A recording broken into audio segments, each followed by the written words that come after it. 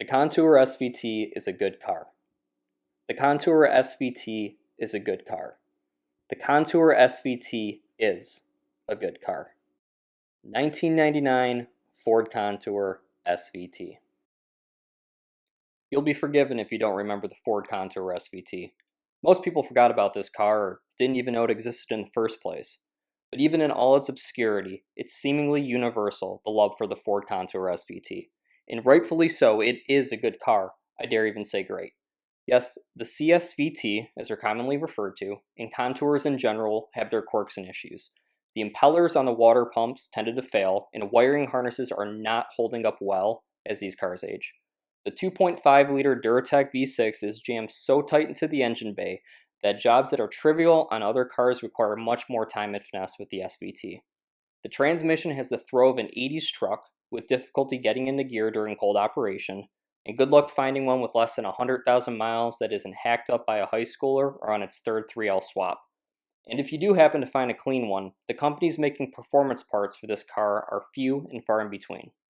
But despite limited aftermarket support and an aging supply of clean, unmolested cars, the Contour SVT should be remembered and revered for being one of the best handling front-wheel drive cars to come out of Ford's performance division, and really one of the best front-wheel drive cars of the 90s and early 2000s. Even today, the CSVT is still one of the best handling front-wheel drive cars you can buy. Launched in 1998, the Contour SVT was Ford's special vehicle team's first attempt at a front-wheel drive performance car. Prior to the Contour, SVT had only produced rear-wheel drive V8 performance vehicles in the vein of muscle cars of the 1960s. The SVT Cobra and SVT F-150 Lightning both debuted in 1993, and Ford was so impressed by the results, they challenged SVT to produce a car that would rival the BMW M3. And that's exactly what SVT did. It may seem crazy with the 425 horsepower M3 and M4s of today, but keep in mind that the 1999 M3 produced 240 horsepower from a 3.2-liter V6. When it debuted in 1998, the CSVT made 195 horsepower, later bumped to 200 in 1999, from a 2.5-liter dual overhead cam V6 that was initially designed by Porsche. Yes, the Duratec V6 that's in your Taurus, Fusion, and Escape was first designed by Porsche, who later sold the design to Ford. While it didn't compete in the looks department, it certainly did in price. This car sold new for $23,215 in 1999. Adjusted for inflation, that's nearly $36,000 today, the same price as a brand new, mid-level 2019 Lincoln MKZ. But when you consider the 1999 M3's $45,900 price tag, nearly $70,000 today, you can see why Ford thought the CSVT would be a hit. But orders fell far short of Ford's expectations, and only 11,445 CSVTs were made between 1998 and 2000. And Ford didn't help by ignoring the edgy pureness that sold the M3 and softened the SVT, hoping it would appeal to the masses. In short, Ford compromised, and the CSVT was doomed from the beginning. The CSVT is powered by a 60-degree dual overhead cam 24-valve V6 that displaces 2.5 liters or 155 cubic inches. When it debuted, it produced 195 horsepower at 6,625 RPM and 165 pound-feet of torque at 5,625 RPM. Compression was 10-1, and the Duratec has a bore of 3.2 inches, stroke of 3.1 inches. Not a ton of power, but when weighing it at only 3,110 pounds, power is adequate. In 1999, power increased to 200 horsepower and 169 pound-feet of torque due to what Ford called, quote, an aggressive use of the extrude hone power flow process to include the manifold's primary intake ports, as well as recalibration of the EECV module for increased torque. Right. The only transmission available was a 5-speed manual.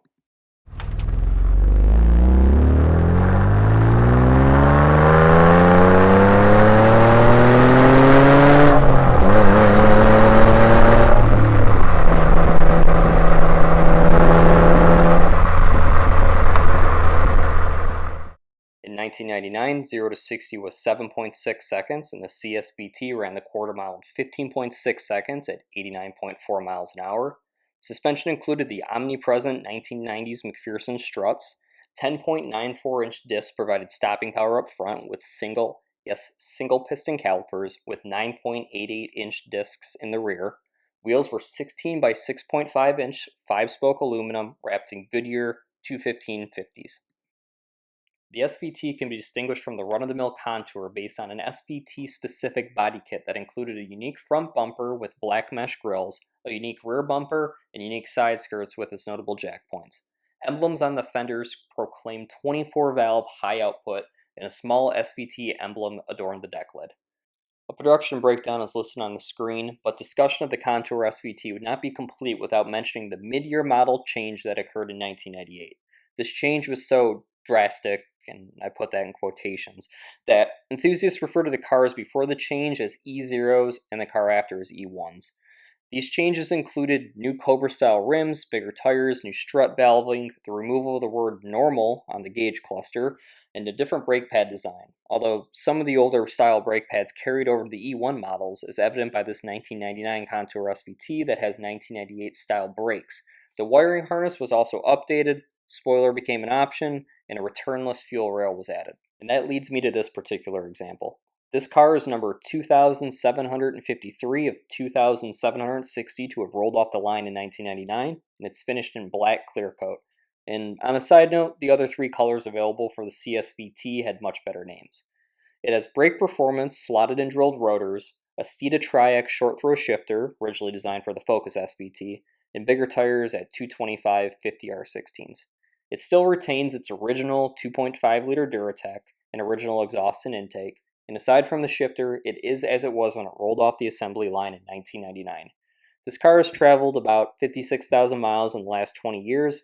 It's probably one of the lowest mileage and well-preserved examples in existence, although there are a handful of cars with lower miles.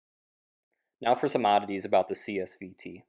The remote lock is virtually useless. You can press it all you want, but it seems to lock and unlock when it feels like it, and only when you're within about 10 feet of the car. And yes, the remotes have brand new batteries. And speaking of the remote, I suspect its inadequacies are due in part to the fact that the power antenna hides itself in the body when the car is off. The dash lights on this car are absolutely terrible, and they're next to impossible to see even when fully illuminated. This car's dash lights have been switched out with LEDs, and I recommend you do the same if you own a Contour, and the same goes for the headlights and fog lights. And speaking of the fog lights, you cannot turn them on unless the headlights are also on. There's also a change holder in the dash, but do not use this if you have a Contour. If you place change in here, it will rattle so loud on the hard plastic over bumps that you will think this car's dash is breaking apart. Now let's get into what it's like driving the CSVT.